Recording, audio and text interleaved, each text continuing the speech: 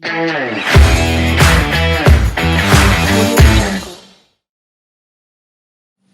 Assalamualaikum Uda Uni. Jadi kita lagi ada di program baru dari IKAS Mantri nih. Judulnya yaitu Ceria Mantri, cerita inspirasi alumni Mantri.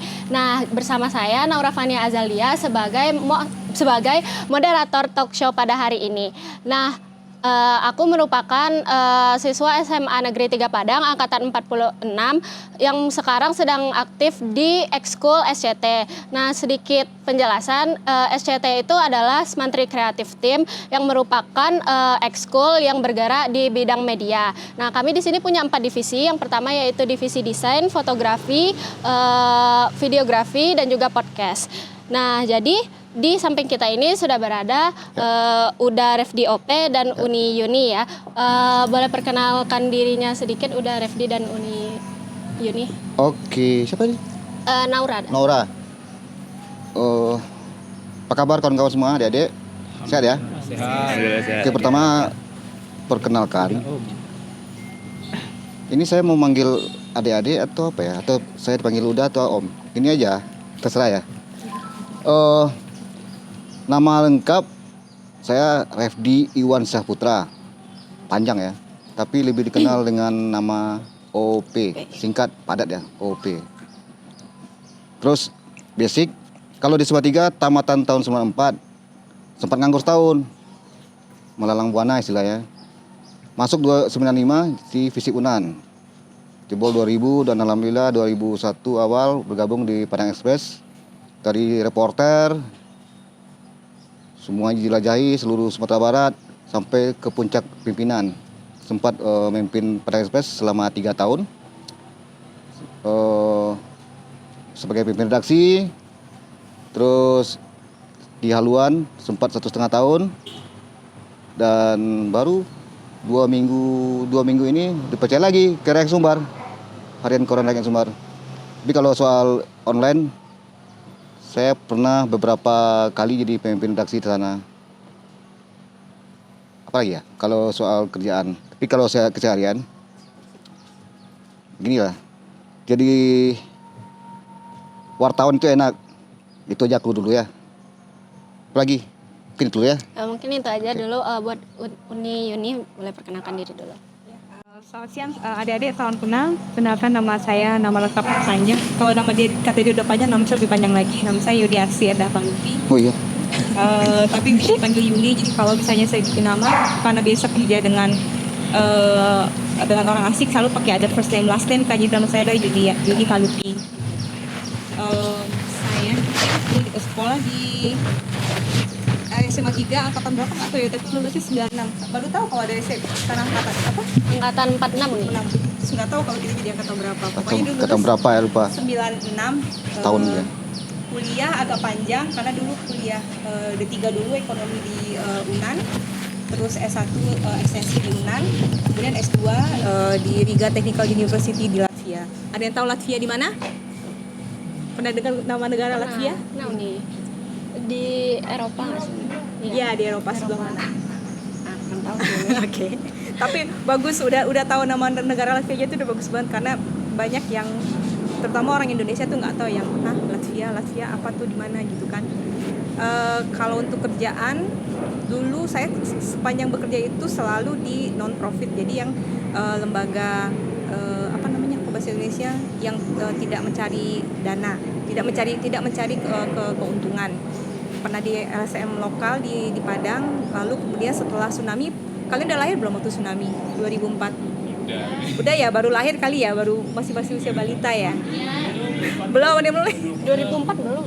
2004 belum. Belum ya, tuh kan kalian malah belum lahir. Terus ada tsunami di Aceh tahun 2005. Saya mulai ke Aceh kerja mulai dengan kerja United Nations, atau mungkin lebih dikenal dengan PBB, sampai kemudian lalu di UNICEF di Aceh.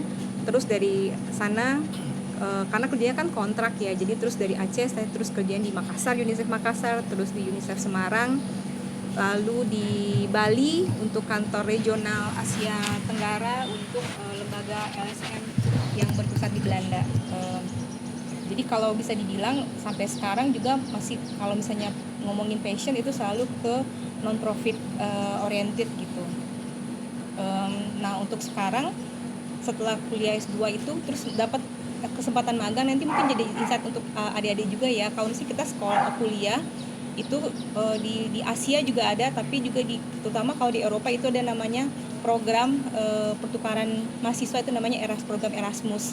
Nah jadi saya ikut beasiswa program Erasmus untuk yang jadi programnya bisa untuk kuliah atau bisa juga untuk magang. Nah saya dapat yang magang di Belanda. Jadi selain dari di Latvia tinggal 1,5 tahun, kemudian magang di Belanda itu 11 bulan, tapi yang tinggal di sana tuh 7 bulan karena waktu itu jadi masa Covid.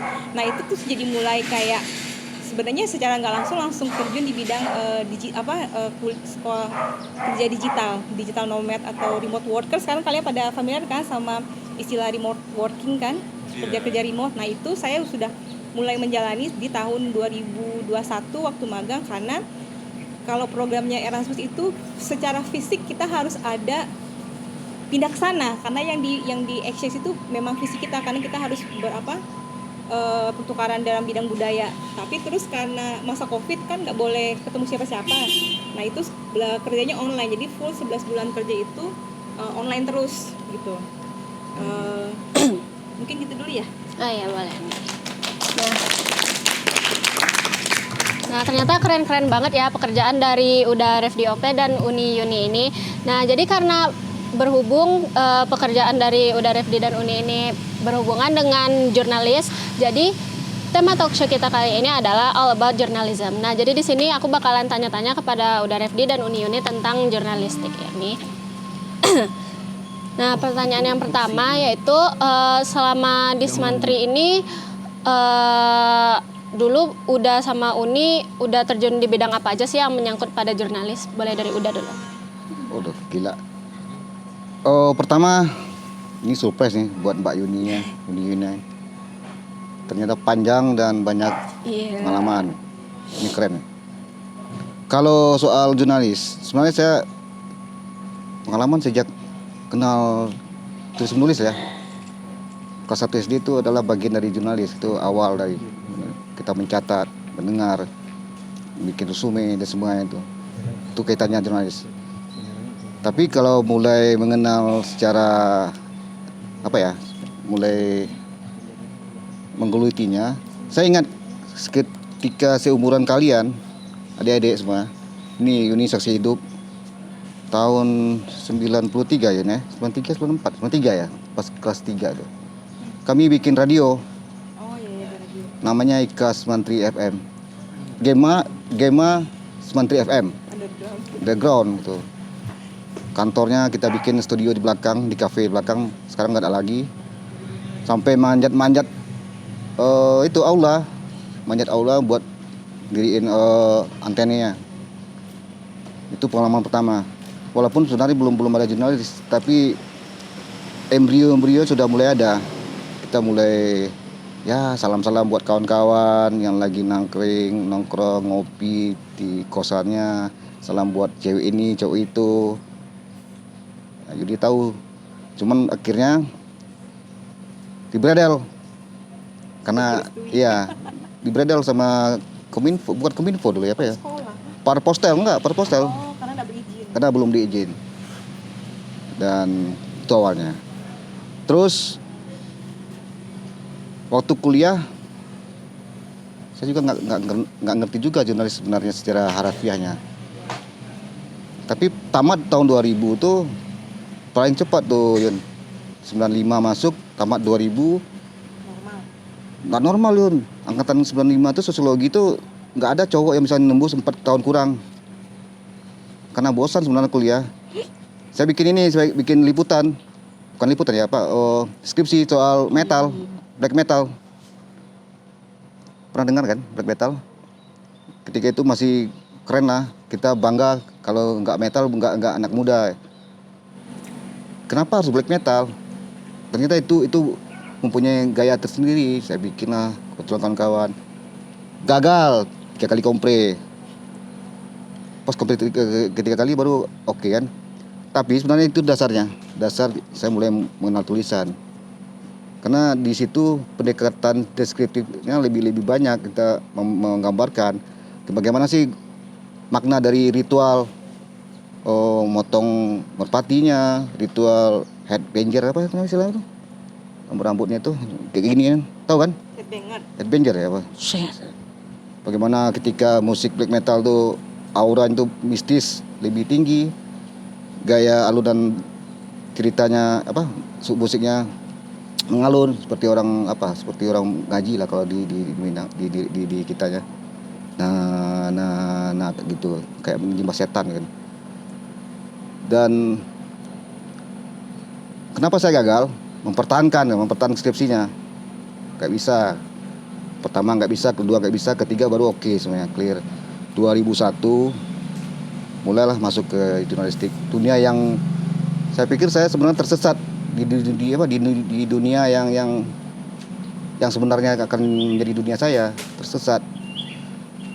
Jadi 2000 itu puncak kebebasan pers itu pasca reformasi. Buah reformasi itu sebenarnya tahu nggak reformasi kan? 98 itu. Reformasi itu buah sebenarnya salah satu yang nyata itu kebebasan persnya gitu.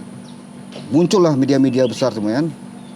Jawa Pos Jawa Pos bermigrasi bikin cabangnya di Sumatera Barat.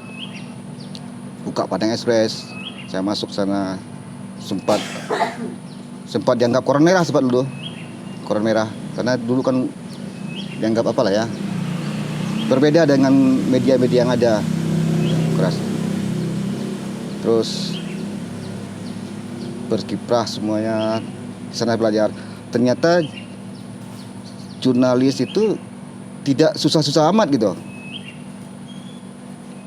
Ilmu dasar yang 5W 1H itu sebenarnya sudah mendarah daging sama kawan-kawan sama adik sejak berkawan-kawan, sejak kenal dunia sekolah gitu. Cuman selama ini tidak tertulis. Kita memandang kayak inilah. Hari ini pertemuan kita bisa jadi berita ini. Ada 7 orang siswa SMA 3 berkumpul di lapangan depan ini sedang mengadakan kegiatan podcast misalnya atau merekam video singkat tentang jurnalistik dengan narasumbernya Mbak Yuni dan Uda Opi sama ini. Di mana, jam berapa, itu kan sudah tergambar. Ya Nina. Tapi tidak salah, itu sudah jadi berita ya. Nah, kaitannya dengan kalian, pergerakan jurnalistik ternyata mengikuti pergerakan zaman. Bom teknologi itu merubah semuanya dengan cepat. Dan bagi kami yang sudah tua-tua lah, dianggap tua walaupun sebenarnya masih muda, kami menikmati semuanya. Pernah ngetik di apa enggak? Mesin ketik. Pernah. Nah itu, kalau salah itu. Pernah dulu ya. Punya opas ya. Ya, kalau sudah ngetik itu, kalau dulu kan bikin berita, kalau salah ya tarik aja. Bukan lagi pusing. Kalau sekarang kan tinggal copy paste selesai. Pernah ketemu komputer yang harddisk besar nggak? Bukan harddisk apa namanya? Yang sebesar Gabon ini. Wah. Saya pernah. Terus revolusi sampai yang kecil dulu kan. Yang cuma kemampuannya 1 mega kalau nggak salah. 1 mega. Ya. Nah, ketemu perkembangannya tuh hitungan tahun, cepat. Handphone dulu susah. Nah, terus ketika itu cetak menjadi dominasi perkembangan dunia perserakabaran dan jurnalistik. Tapi hari ini kayak kalian nih, itu bagian dari jurnalistik juga, cuma dalam bentuk visual ya. Nah, kalau bicara panjang lebarnya, kawan-kawan mungkin sepertinya jadi jurnalistik itu memang mudah sebenarnya, tapi dia susah juga. Hari ini ancaman undang-undang ITE itu lebih gawat, 6 tahun kalau salah bikin, lagi dengan konten kreator itu. Nanti saya terangkan soal itu.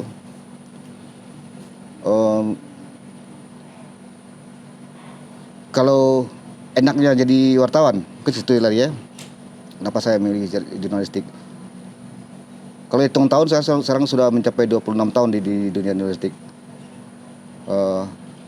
Sejumlah media sudah saya lalui, termasuk saya pernah di online malah saya punya banyak online. Iya. Online itu walaupun seperti kayak Detik, Kompas,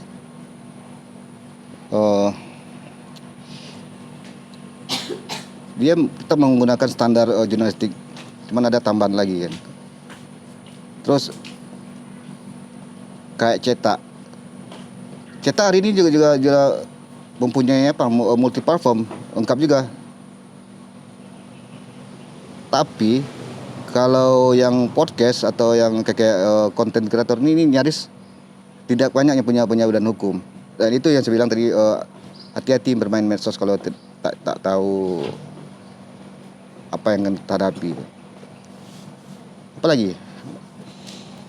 Soal saya bilang tadi, kenapa kalian kelas 3 atau kelas 2 belajar itu bagian dari jurnalistik? Iya. Kalian kan menulis, membaca, terus menganalisis pertanyaan-pertanyaan itu, menulis. Itu yang jurnalistik. Cuman kalau dicetak, kalau di medianya, kita menyampaikan ke publik, itu aja bedanya. Kalau belajar kita untuk diri sendiri, kalau di jurnalistik kita menyampaikan ke publik gitu. Mungkin itu. Nah, mungkin pertanyaan selanjutnya yaitu gimana sih tanggapan Uda dan Uni tentang perkembangan media yang ada sekarang? Mungkin mulai dari Uni dulu. Kalau saya bukan jurnalis ya, saya mungkin sebagai beneficiaries, jadi sebagai penerima manfaat, mungkin sama seperti kalian juga kan sebagai konsumen gitu. Kalau dari kacamata saya ini mungkin beberapa hal yang diceritakan sama Bang Gope ini nggak terlalu relate sama kalian karena ada beda generasi kan. Jadi tadi mungkin ada beberapa hal yang kan itu apa sih gitu. Tapi kita memang menceritakan itu karena kami menjalani itu kan. Jadi misalnya kayak reformasi dulu mungkin kalian tidak mengalami itu gimana, nggak tahu tuh gimana kalau surat kabar itu kita tuh dulu cuma ada TVRI, itu kan media kita benar-benar dibatasin semua, cuma ada satu TV station, cuma ada TVRI. Terus juga RRI. kalau radio udah ada beberapa tapi masih yang kayak RRI itu masih jadi kayak corong utama. Ya. Terus koran, media cetak, saya tuh waktu dari SD tuh masih suka mendengar ada media yang di bahasanya tuh di bredel. Kalian tahu artinya di bredel? Ditutup, jadi tidak diizinkan untuk beroperasi lagi. Gitu. Nah, begitu reformasi itu semua udah langsung bebas gitu ya. Jadi tiba-tiba jadi banyak TV station, tiba-tiba jadi banyak radio, terus tiba-tiba jadi banyak media cetak, majalah. Nah itu kan juga bikin kita jadinya overwhelming, jadi kewalahan gitu. Jadi tadi pertanyaan apa? Jadi lupa kebanyakan. Tanggapan Uni tentang media yang berkembang Ya, di nah itu kan masa sampai sekarang ya. Jadi mungkin kalau misalnya adik-adik yang sebagai sekarang sedang merintis jalan ke situ, mungkin memang harus dari awal tuh sudah punya kayak guideline. Jadi misalnya kalian nih akan bergerak akan menyoroti apa gitu. Karena kan sebenarnya kalian kan bagian dari citizen jurnalis kan, jurnalis yang bebas gitu kan. Karena kan semua orang sekarang bisa jadi jurnalis, semua orang bisa menyampaikan berita gitu kan. Cuman tetap aja harus hati-hati. Jangan sampai misalnya hate speech gitu ya. Tapi kan kalau misalnya di sini mungkin tantangannya seperti yang dibilang Bang Gope tadi, ada undang-undang ITE gitu kan. Itu di sisi lain ada kebebasan berpendapat, tapi di sisi lain juga ada tantangan hate speech gitu. Nah itu bagaimana kalian bisa menyeimbangkan. Jadi mungkin kalian masih sekolah gitu ya, pasti juga sibuk sekolah, iya kan harus yang paling utama, tapi juga ikut ekskul, iya juga ada assignment gitu. Tapi juga kalau misalnya kalian sudah ikut jurnalistik, itu artinya kalian harus selalu update sama berita-berita yang ada, harus selalu tahu perkembangan politik Indonesia, politik luar negeri juga iya, ekonomi iya, karena semuanya akan saling mempengaruhi. Kalau misalnya kalian cuma ngertinya misalnya levelnya Sumatera Barat atau Padang doang, kalau misalnya nanti kalian kita nggak suka ini, terus nanti kalian bilang ini kan kebebasan berpendapat, di situ ya kalian harus hati-hati karena kalian harus cross check ini bahaya nggak nih gitu. Karena kalau misalnya kalian atas nama sekolah, nanti kalau misalnya ada apa-apa, sekarang kan sudah mulai ada undang-undang apa yang baru di undang TNI, undang-undang ARNI lagi balik bisa ke menguasai banyak itu jadinya sebenarnya itu pelan-pelan kayak balik lagi ke zaman dulu gitu.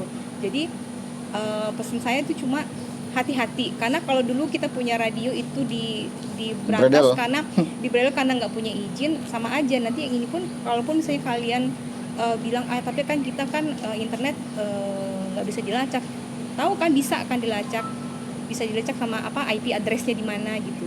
Jadi mungkin karena misalnya ada Bang Gope, ada Bang Ade, itu kalau misalnya mau memberitakan sesuatu yang rasa-rasanya agak kontroversial, itu sebaiknya konsultasi dulu ya. Ini kira-kira gimana gitu kan, kita punya banyak alumni yang praktisi hukum. Jadi nanti mungkin lebih ke situ, karena kalau misalnya sekarang media banyak banget tuh, jadi kita juga harus mengandalkan diri sendiri untuk menyaring berbagai macam informasi yang masuk, dan itu kan bisa bikin kita kewalahan juga gitu ya. Nah, pertanyaan selanjutnya mungkin ke udah OP lagi ya. Di sini apa sih udah tips and trick buat jadi penulis yang hebat tuh gimana sih, udah boleh sharing ke adik-adik di sini? Oke, sebelum menyampaikan itu, saya rasa begini aja. Ini sebenarnya acara yang oke, yang keren. Mungkin tidak hanya untuk kawan-kawan, buat adik-adik, siapa penikmat dari apa namanya Levita? Ceria. Iya. Mungkin penting juga, karena ketika barang ini keluar, boom, yang nonton tidak hanya IKAS Mantri, yang nonton itu dunia, ya kan ini? Iya. Ini kehebatan sebuah globalisasi, sebuah internet. Kita basicnya internet kan. Nah, saya cuma meneruskan apa dari Yuni, karena kita adik-adik bermain di skop sekolah. Saya pikir kemungkinan untuk berhadapan dengan ancaman-ancaman apa istilahnya ITE, ancaman-ancaman dari speed itu dari kawan-kawan yang nggak suka dengan liputan kita, dengan tayangan kita. Mungkin amannya kalian boleh berkreasi apapun itu selagi tidak melabrak kepentingan umum atau melabrak pribadi atau melabrak instansi, misalnya bilang W93 itu begini-begini. Walaupun itu tempat kalian sekolah, ketika ada yang nggak suka, kalian kena itu. Artinya gini, bikin konten-konten yang mencerdaskan, konten-konten yang ringan tapi enak dilihat, enak dinikmati oleh kalangan umur seperti kalian, apalagi oleh para senior dan masyarakat dunia mungkin. Tentu kalian berpikir kalau soal konten creator kan, target kan viewer kan. Semakin banyak yang lihat, semakin boom. Tentu ujung-ujungnya kalau sempat monetis alhamdulillah kan. Tapi monetis itu mungkin yang ke depan, yang lain. Ini buat safety, buat kawan-kawan karena masih level kelas 2, kelas 11 ya? Iya. 11 SMA. Saya harap tetap belajar, tetap memperhatikan itu. Udah liput aja di lingkungan sekolah. Misalnya, waduh giat kawan-kawan ngapain sih ketika jam istirahat? Wah ternyata banyak nongkrong di kafe itu. Oh banyak yang nongkrong di ini sambil basket. Itu kan liputan ringan sebenarnya kan, ringan dan tidak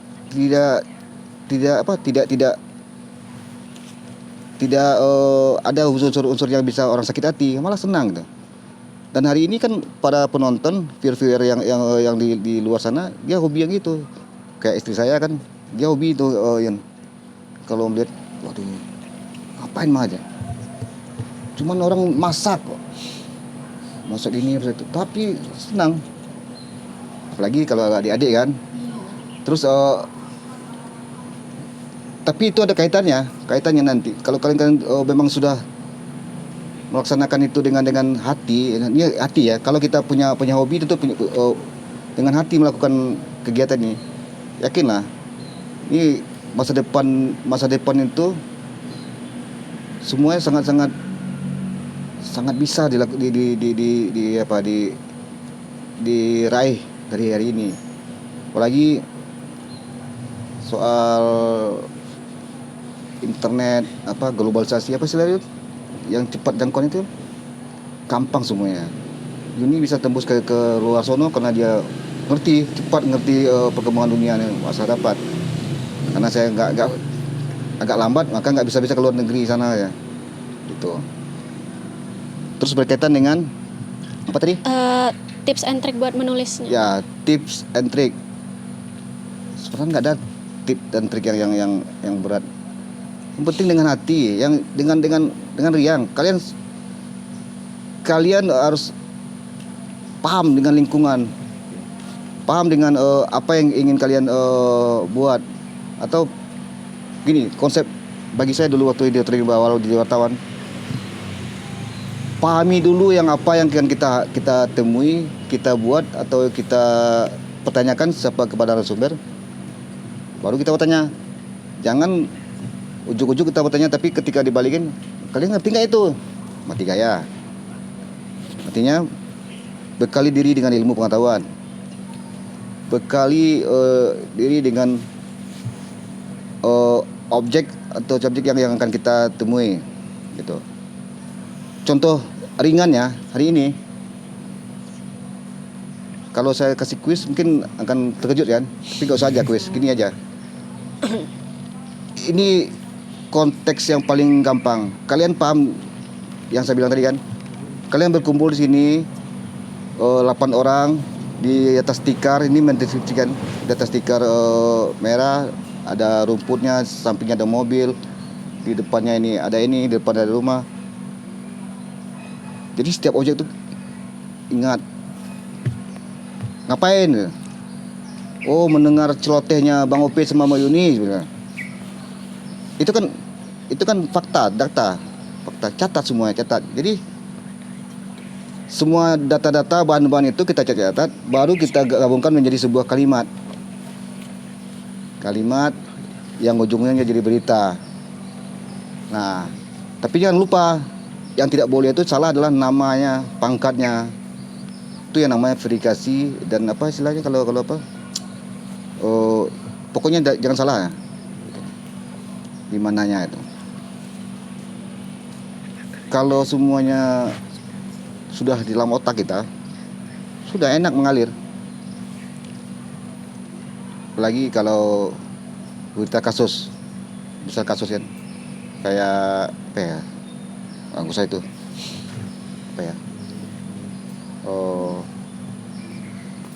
Ika Sumantri SMA 3 pecah misalnya, atau dualisme Ika Sumantri, itu kan nggak berat tuh bagi adik-adik, tapi bagi saya kecil. Nah, jadi seorang oknum bla bla bla bla bla bla bla merasa tidak senang, itu kan fakta. Cuman kita nggak bisa bilang tanpa cross check. Itu kita ingat, telepon dulu atau temui siapa yang ngomong itu. Benar nggak Anda bikin ini? Oh ya, boleh naik ya. Terus apa lagi? Jadi intinya yang terpenting kalian kuasai apa tema yang akan kita buat.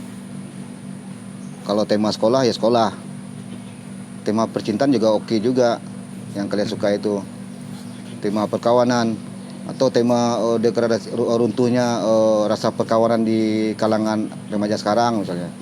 Itu kan nggak pernah diangkat oleh siapapun, apalagi siswa. Saya yakin adik-adik ini nggak pernah lagi nongkrong kayak dulu. Feeling lebih kuat daripada handphone. Dulu mana ada handphone. Tapi kami dulu ketika ada udah jam 5 kita nongkrong sono, pasti semua nongkrong situ. Tanpa telepon, feeling. Itu bisa jadi bagian liputan, bikin berita. Saya yakin saya mungkin akan bikin tulisan itu nanti Saya ingat. Oke. Terus apa lagi? Oh, tapi kalau apa itu jurnalistik, apa itu check and recheck, apa itu 5W1A, apa itu fakta, kalian sourcing aja di Google, semuanya ada sono. Guru terbaik itu Bang Google. Cuman Google nggak bisa menjadi guru untuk pengalaman. Pengalaman itu ya kita alami gitu. Dan itu sudah saya lewati semuanya. Oh salah, sekarang guru baik adalah AI. Oh sekarang sudah oke juga AI jadi bisa jadi puisi, orang siapapun bisa gampang bikin berita bagus. Sama AI kan? Gitu. AI adalah lanjutan dari teknologi. Nanti kita bakal tersingkir kalau nggak lebih cerdas. Ya nah, mungkin itu. Nah, mungkin dari saya sekian dulu pertanyaannya udah dan Nambahin Uni. mungkin ya. Oh ya, Satu, boleh. kalau bikin berita, mungkin satu, karena saya ini pengalaman pribadi. Kalau misalnya meliput itu juga harus ada etika dan empati. Ini misalnya ini dulu saya pernah ada musibah, rumah orang tua saya kebakaran. Terus keponakan saya meninggal terbakar. Jadi dibawa ke rumah sakit kan, ke M Jamil. Terus ternyata di situ tuh ada wartawan yang udah memang spesialisasinya nongkrongin berita Ya, peristiwa. peristiwa yang begitu. Tapi kan saya sebagai anggota keluarga yang lagi musibah kan nggak mau ya. Terus mereka gini, jadi sampai yang di foto ini tuh apa? Sampai karena saya nggak ngasih buka pintu, dia foto dari atas pintu. Terus saya bilang saya nggak mau diberitain karena apa poinnya kalian memberitakan ini, kita juga nggak kenal. Dan terus dia bilang gini, alah aku mah nggak usah ke sekolah, coba cari saya berita orang Tebanam. Nah yang kayak gitu tuh juga mohon diperhatikan, karena sekarang kan keresahan kami orang tua adalah cara generasi kalian masih Gen Z atau udah generasi Alpha ya, itu cara ngomong kan, cara bicara. Menurut kalian ngomong pakai anjir itu it's part of fun, tapi kita semua nggak ada yang suka. Kalian itu ngapain digigit anjing tiba-tiba anjing naik tahta. Tapi begitu anjingnya bener lewat, kalian berani nggak ngomong anjing lu gitu loh, kan anjing beneran kan gitu. Nah jadi mungkin saya paling minta itu, kalau misalnya meliput sesuatu yang bisa berita duka, itu tolong tetap jaga empati. Jadi jangan cuma sekedar kayak hasrat mengejar berita tapi empatinya nggak ada gitu ya. Mungkin pertanyaannya kita lempar buat teman-teman semuanya ya, udah nih. Baik teman-teman, ada yang mau bertanya? Ada.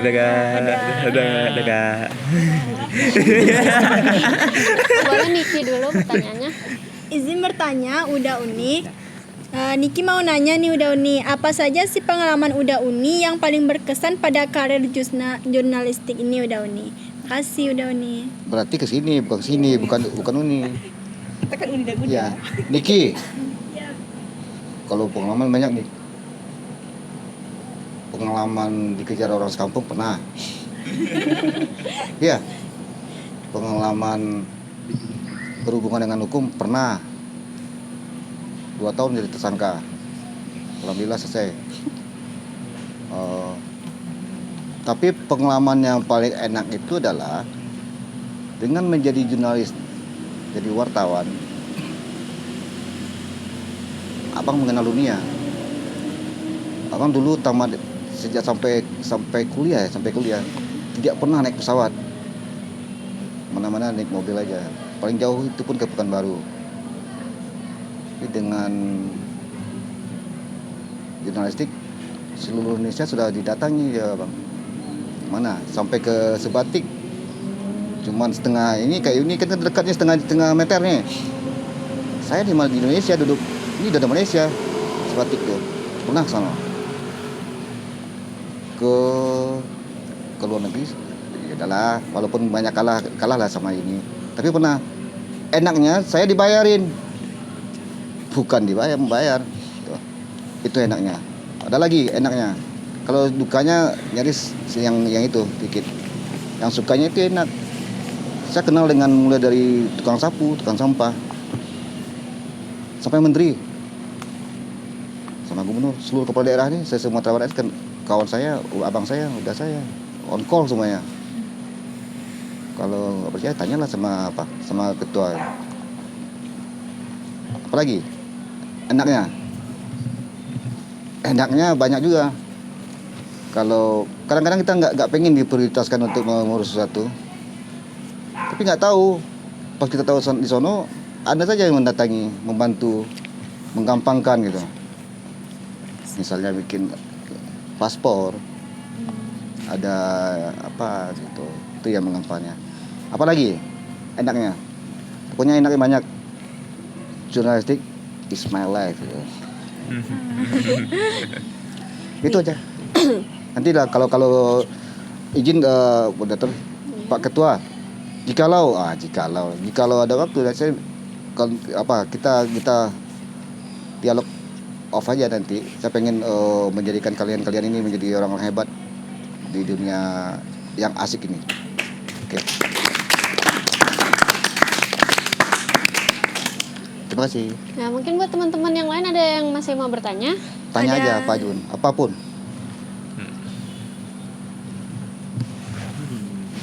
Enggak tanya, apa sih bahayanya jadi konten kreator? Tanya aja lah. Nah, boleh udah. Apa? Ya, Tati. silakan Aga. Oke, izin bertanya udah. Sebelumnya perkenalkan, nama saya Aga. Udah, Aga izin bertanya. Untuk dalam penulisan jurnal tuh pasti ada etika yang bisa dibilang kayak bersifat netral dan tidak memihak kepada satu pihak pun. Itu cara penulisannya gimana sih udah biar tidak ada yang namanya tuh kayak ada pihak yang kayak kurang senang gitu udah kalau misalnya ngeliat jurnal yang kita buat gitu udah. Udah. Udah. Makasih udah. Oh, soal apa tuh? Soal suka tak suka, ya kan? Soal bagaimana berita ini bisa diterima atau bikin marah orang ya. Itu kan dua sisi yang berbeda. Tapi faktanya kalau berita good news, kalau berita bagus, ya semua orang pasti suka ya. Iya. Yang persoalan sekarang beritanya jelek gitu. Misalnya kayak tadi ya. Kayak Mbak ini. Itu sebenarnya kalau cerita Mbak ini itu saya bisa nangkep. Artinya kawan-kawan atau itu bisa saya sebut oknum ya. Oknum kawan yang kurang empati, kurang punya rasa, punya etika ya. Ketika ini meliput dengan cuma sebatas melepas tanggung jawab ke medianya gitu.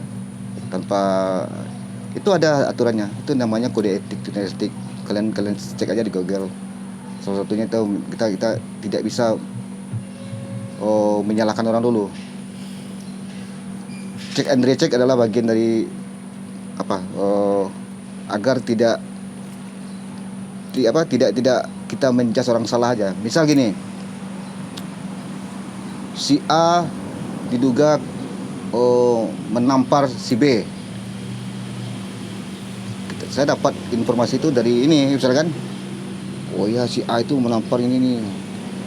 Tapi karena saya tidak melihat, tentu saya bikin diduga si A menampar si B. Kalau itu masih bisa, tapi apa langkah eloknya atau langkah lebih kerennya ketika data sudah dapat, di mana dia menamparnya di kantin sekolah, siapa saksinya ini, tapi kan sepihak baru. Si A belum kita cross check apakah benar dia nampar atau memang kalau nampar kenapa gitu. Sudah, ini data terdapat, kita bikin sedikit, kita cari si A. A, tadi nampar sini aja. Oh iya, dia begini bukan begini. Berarti ada alasan. Udah bikin. Ternyata dia namparnya karena ada alasan juga. Nah, ketika itu kita tampilkan sebuah berita, itu sah tuh oke, dan ternyata tidak ada si A ini merasa dirugikan oleh berita ini. Gitu. Tapi kalau kita bikin ini si A pasti marah nih.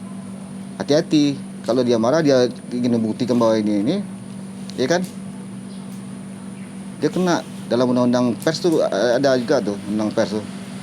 Dia punya hak jawab, punya hak koreksi, hak somasi, dan ujungnya berujung ke apa juga, ke hukum juga. Syukur kalau dia berhadapan dengan undang-undang pers. Tapi kalau seandainya media kita tidak punya izin juga, kayak sekarang kan, kayak ini YouTube konten kreator kita kan. Ya. Kita kan sekarang coba lihat banyak yang begini kan. Ada maling bla bla bla aja. Nah, kita live.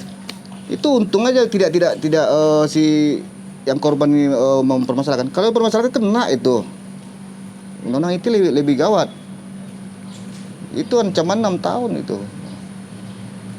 Saya nggak suka, si A nggak suka di berita gitu di YouTube atau di TikTok Anda ya.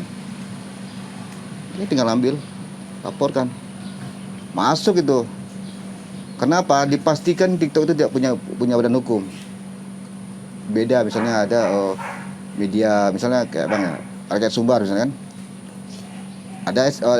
Ada online-nya. Ada TikTok-nya. Ada medsosnya gitu kan. Tetap dia ada bumpernya tetap di sini. Nah, itu masih bisa. Itu termasuk mau menjawab itu, hati-hati kalian kalau bikin ini. Sarannya tetap lebih fokus ke ini, lebih ke edukatif, perkawanan, persahabatan, lagi kegiatan-kegiatan yang positif di sekolah.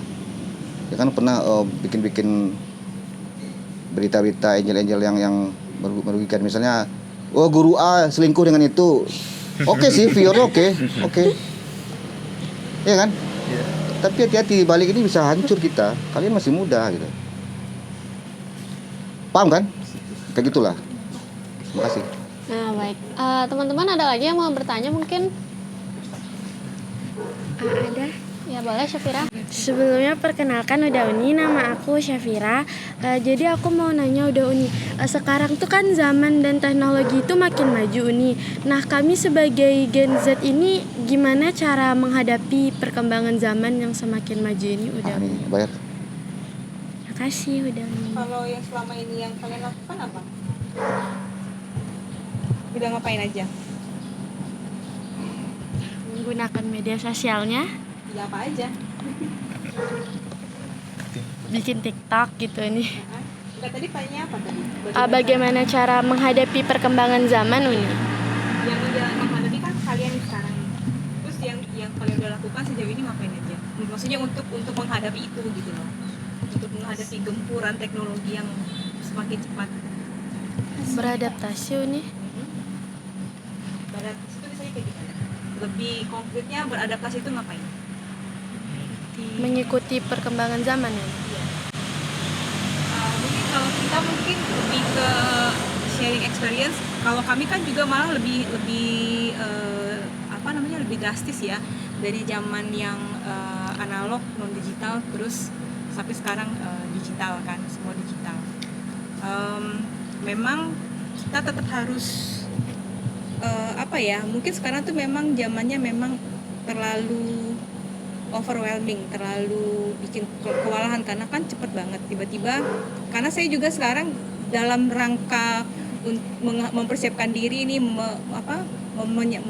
beradaptasi dengan kemajuan zaman, saya kan juga ikut belajar. Saya ikut kelas digital marketing. Pernah dengar Revoyu? Kelas digital marketing Revoyu itu amat sangat menyusahkan buat saya, karena memang tapi itu memang harus dihadapi gitu kan. Misalnya gini, saya belajar itu kelasnya online, kelas online setiap hari 2 jam dengan PR nanti, karena itu digital online harus nanti bikin apa istilahnya sekarang deck kan, pitch deck itu, kalian kenal nggak istilah itu? Bikin dulu kita taunya cuma bikin slide presentasi pakai PowerPoint. Sekarang bikin presentasi namanya bukan presentasi, namanya bukan slide, namanya deck. Pakai apa? Pakai Canva. Kalian familiar sama Canva kan? Oke. Terus nanti kalau cari toolsnya, karena belajar digital marketing, tahu kalau misalnya mau tahu leads, lihatnya di mana? Conversion rate-nya berapa? Engagement rate-nya berapa? Itu kalian semua menghadapi nggak sekarang? Mungkin dikit-dikit tahu ya, kayak viewers gitu-gitu. Ada istilah namanya call, pernah dengar call? Key opinion leader. Jadi kalau misalnya Instagram itu namanya tuh call, karena dia yang berperan sebagai untuk endorse kan. Nanti mereka yang karena endorse itu nanti gara-gara dia nanti orang jadi encourage, bahasa Indonesia apa sih, terdorong untuk membeli misalnya, atau untuk misalnya mengikuti apa yang dilakukan sama selebgram itu gitu kan. Memang gimana ya, kalau saya harus diikutin, karena kalau nggak diikutin nanti memang akan ketinggalan gitu. Karena misalnya nggak mau pakai laptop gitu, zaman ibu saya dulu gitu sampai udah tua ngapain lagi pakai laptop. Oke, kita nggak pakai laptop, tapi terus gara-gara nggak pernah pakai komputer jadinya kesulitan untuk pakai smartphone, karena tuh basicnya tuh nggak ada gitu loh kan. Karena kita bisa pakai komputer terus kita ngerti, oh ya kalau pakai smartphone tuh prinsipnya operatingnya sama gitu. Jadi tetap harus diikutin, tapi juga jangan semuanya harus mau diikuti karena juga akan kewalahan. Pernah dengar istilah burnout? Pernah? Itu juga istilah yang baru ya. Dulu tuh namanya apa ya? Mungkin kalau kita dulu namanya cuma kelelahan, atau misalnya bingung sih, gue ngapain sih kok kayaknya jadi nggak termotivasi. Padahal itu bukannya karena malas, tapi karena kita tuh lelah sendiri menerima, mendigest, menyerap apa yang ada gitu loh. Jadi tetap harus, terus juga kalau misalnya kalian tipe orang yang harus ngikutin semua tren, kalian kan belum mandiri, belum cari duit sendiri gitu. Jadi tetap juga harus ngelihat batas-batas gitu. Jadi pertama tuh jangan semua diikutin, harus sama ilmu pengetahuannya harus diikutin. Tapi sama hal-hal materialistik di sekitarnya jangan gitu. Jangan misalnya karena teman lihat konser terus kita ikut-ikutan harus lihat konser gitu. Karena saya juga baru tahu ternyata di Padang juga banyak konser ya. I don't even know gitu. Tiba-tiba teman posting, ini di mana gitu. Ada Bernadia kan kemarin. I didn't even know gitu. Nggak tahu sama sekali ada itu gitu. Jadi tetap fokus sama apa yang jadi tugas kita. Kalian pelajar, fokus di situ, tapi juga tetap harus punya visi. Karena saya tahu ini nggak semua orang, dan orang tua juga nggak ngajarin. Sekarang udah nggak zamannya lagi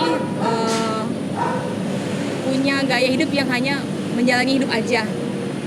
Hidup tuh harus punya tahu, ngerti artinya visi apa? Iya, ini kakaknya udah lulus pakai pinter. Coba yang masih sekolah. Gimana apa artinya visi? Pakai bahasa sederhana kalian, visi itu apa? Kalau punya organisasi itu harus punya visi dan visi kan? Iya. Apa misalnya? Tujuan mungkin. Tujuan ya. Ini. Mungkin kalau dulu tuh kita ngomong bahasa sederhananya cita-cita. Tapi lebih ke visi itu misalnya ini sekarang nih kalian menjalani ini sekolah, nanti tuh 10 tahun ke depan mau jadi apa? Jadi harus bisa dari sekarang melihat. Jadi misalnya kalau dengan menghadapi segala perkembangan zaman itu harus disesuaikan sama 10 tahun ke depan tuh aku mau ngapain sih? Kalau misalnya aku kerjain ini segala, ini menunjang nggak ke arah itu gitu. Jadi biar fokus gitu loh. Sekarang ada banyak tools, teknologi, software yang harus diikutin. Tapi juga apakah perlu diikutin semua, gitu kan? Itu tergantung visi kita. Aku mau misalnya nih mau jadi dokter, atau misalnya kayaknya sekarang anak sekarang tuh kuliah di HI, kayaknya keren ya, hubungan internasional. Tapi terus saya punya temen hubungan internasional, tapi punya itu kan kalau karir itu mau jadi apa? Jadi diplomat. Terus punya orang tua yang tidak mengizinkan saya pergi kemana-mana. Karena nanti jangan deh, nanti kalau orang tuanya sakit terus ngapain kamu kuliah di HI kalau nggak boleh pergi kemana-mana? Orang mau jadi diplomat kok, gitu. Jadi itu dari sekarang tuh kalau misalnya mau menghadapi perkembangan zaman, hadapilah dengan visi, gitu loh. Jadi biar nggak bingung, ini diambil, ini kerjain. Akhirnya malah jadi kalau bahasa Padang, kalian masih pakai bahasa Padang kan? Sikocapan, sikocape gitu. Sikotabang, sikolapeh. Jadi gitu. Jadi fokus sesuaikan dengan apa visi kalian gitu. Boleh sekarang misalnya sukanya ikut media, ikut ekskul ini. Gak apa-apa, ini bagus banget. Tapi kalau misalnya nanti di tengah jalan kalian pikir, kayaknya aku lebih suka ikut yang ini. Tapi terus di research dulu gimana nanti baru memutuskan gitu ya. Nah, mungkin sekian dulu udah sama Uni buat Oke. talk show-nya. Terima kasih udah menyampaikan inspirasi yang keren-keren banget buat teman-teman kita ya, Uda dan Uni. Oke. Nah, mungkin sekian dulu teman-teman dan Uda dan Uni semua yang lagi nonton. Sampai jumpa di acara selanjutnya.